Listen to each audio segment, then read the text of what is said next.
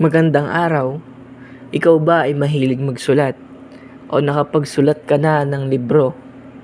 At gusto mo itong ibahagi sa maraming tao, ngunit hindi alam kung paano ito? Si Lulu.com ang tutulong sa'yo.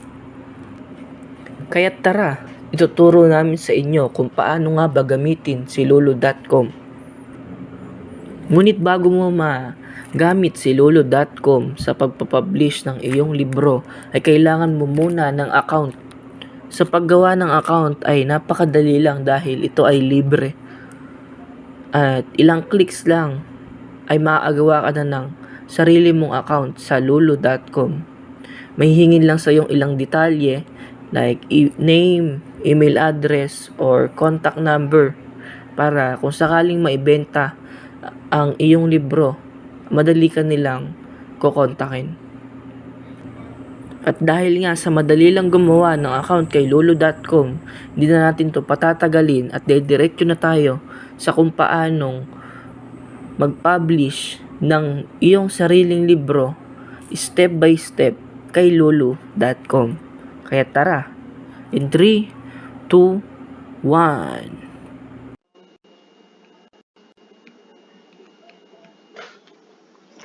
Yan, isang mapagpalang araw ngayon ay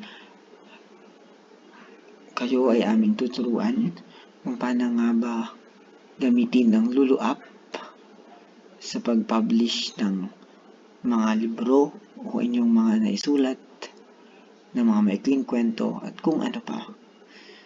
And then, unang step ay kailangan muna nating i-search ang luluapp.com at pag nakita natin ito, i-click lamang.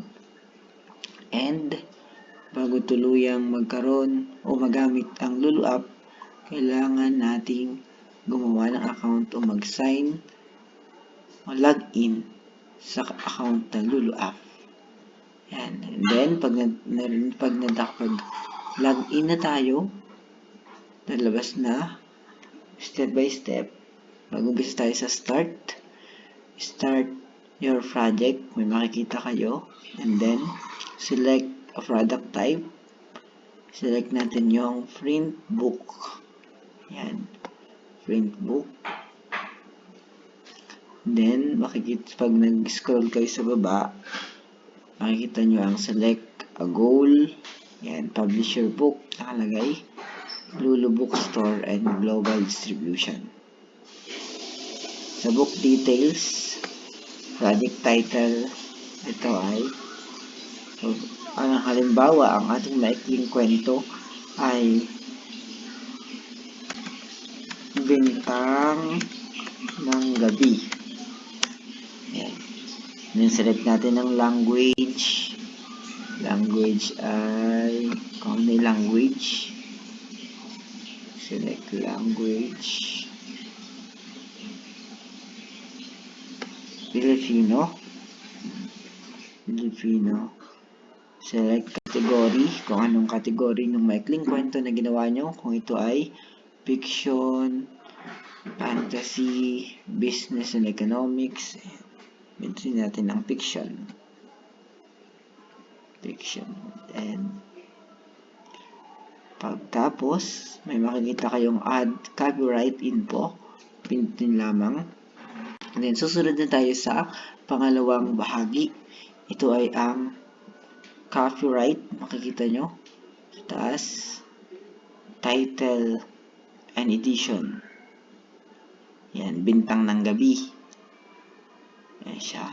Bintang ng Gabi. Subtitle. Optional lamang siya. Kahit hindi nyo siya lagyan. Editional. Optional lang din.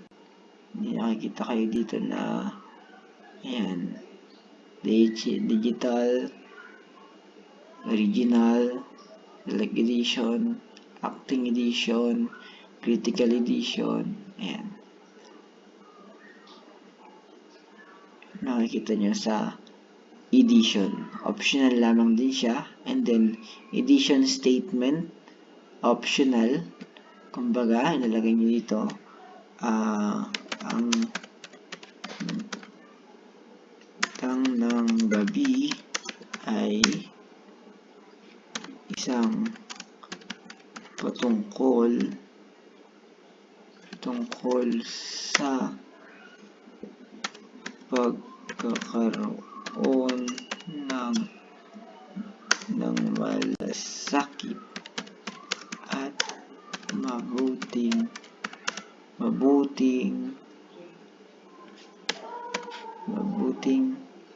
puso. Ayan. Then, next,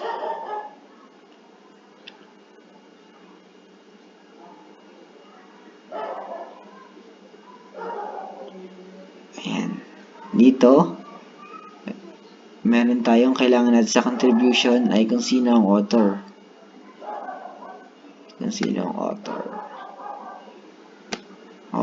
Ayan. First name, Alexis. Last name, Rilwan. Ayan. Kung meron kayong co-author, pindutin lamang yung add another contribution. Ayan. Pero kung wala naman, remove natin. Isa lang. Kung isa lang ang author, pero kung may dagdag, kung dalawa kayong author o ikaw ay may co-author, add another contribution. Next ay copyright holder name. Optional lamang din siya. Ayan. And then, dito sa ISBN, kailangan nating i-select ang use free SBN. Ayan. And then, get free SBN. Lagyan natin. Get free SBN. Kasi, kailangan yan, choose files, PDF. Yan, PDF na natin. Yan. Kung ikaw ay wala pang sariling ISBN, pipindutin mo ang free Lulu ISBN. And then, pag natapos na, design your book. Pindutin ang design your book para sa pangatlong step. Ayan. And then, kailangan i-upload yung PDF file na din-download kanina dito. Ayan.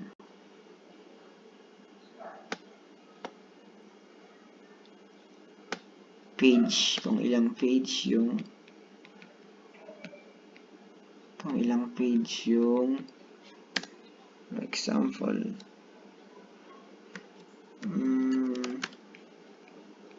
book size. Ilagay natin yung book size and then page.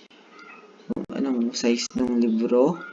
And then page account, page ng libro, kung ilang page yung libro na yung naisulat. And then interior color.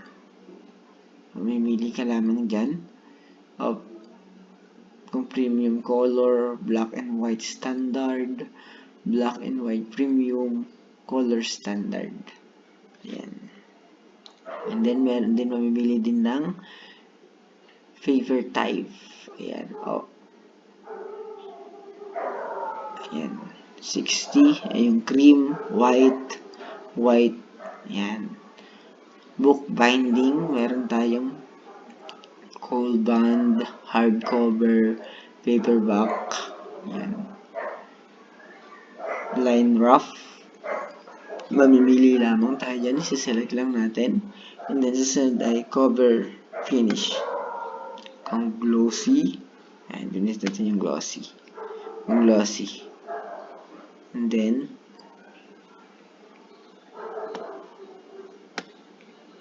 print cost. Design your cover. Kailangan i-upload natin yung cover file. Ayan. Cover file. Ayan, yung file, ayan. Kailangan i-upload. And then, check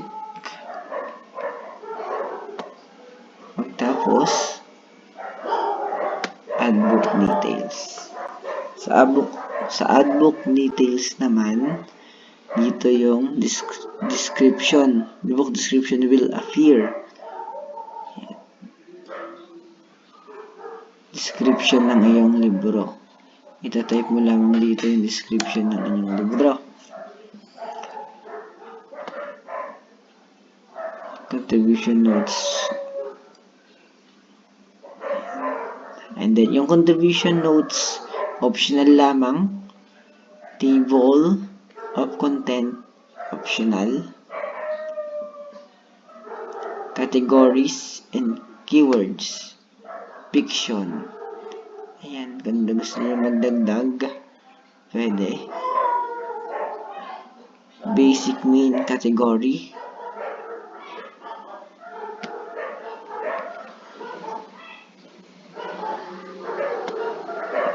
Meron tayong basic category, recommended.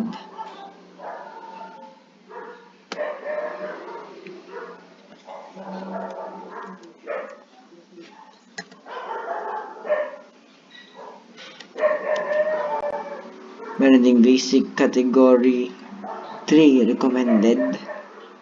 Yan, kailangan nating lagyan yan. Keyword. Mga keyword, bewari.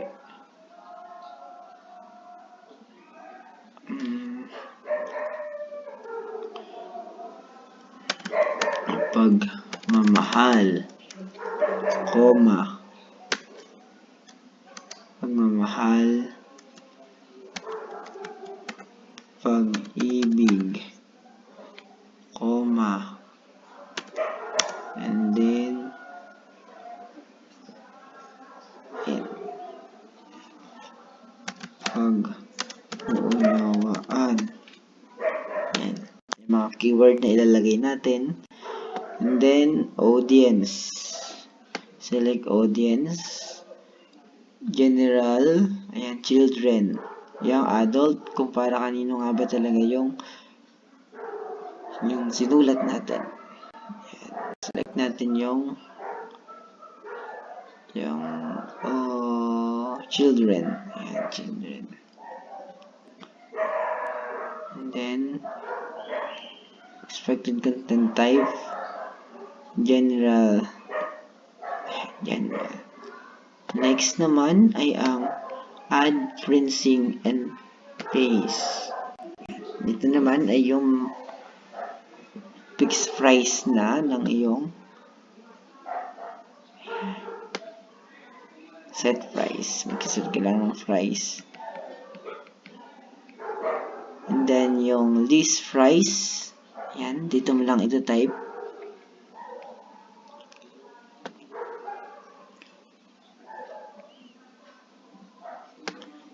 Select natin. Create a new.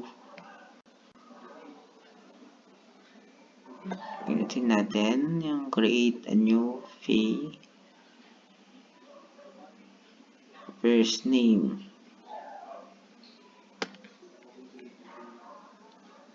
Kunyari, for example, Alexis.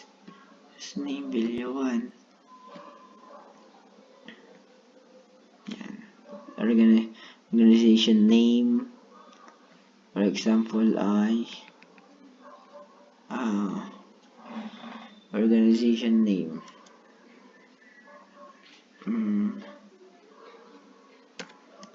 Manulat sa wikang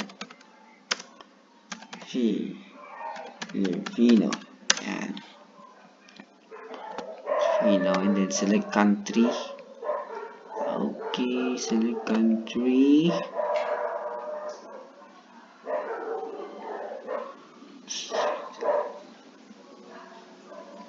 Philippines.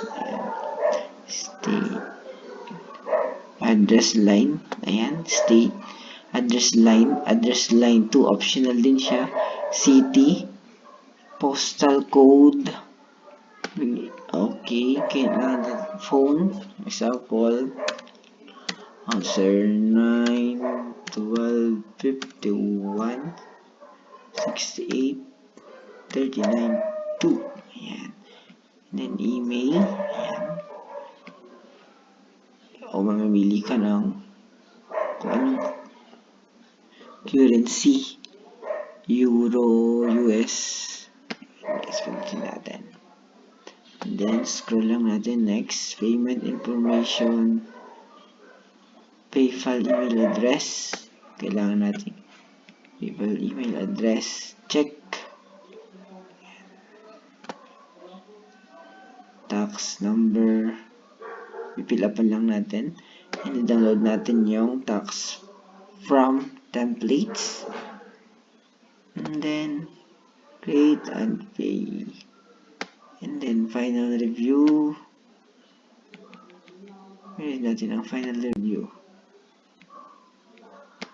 Pag napindot na natin ang final review, doon na nagtatapos ang paggamit ng Lulu app. Ang Lulu app ay makatutulong upang mag-publish ng ating mga sariling likha o sariling gawang mga maikling kwento, comics, at kung ano-ano pa. Lagi natin tatandaan, una, download, i-search sa Google ang lulu.com, and then i-click. Kailangan muna natin gumawa ng account, or kung merong account, ilalagin na ang account, and then simula tayo sa start, hanggang sa mapunta sa copyright, mapunta sa design, details, pricing, and then final review. Sa final review, dun na i-check mo ang lahat. Kailangan wala tayong pagkakamali. And then, upang ma-publish natin ang ating naisulat na maikling kwento. Yan nagtatapos ang ating video tutorial.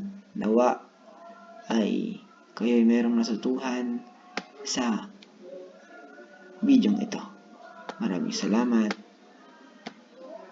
Oh, 'di ba? Napakadali lang gamitin ng isang publishing tool na si lulu.com. Kaya't kung marami ka pang kakilala o kaibigan na namumblema pagdating sa pagbibigay buhay o pagsasabuhay ng kanilang libro, ilulu.com mo na yan.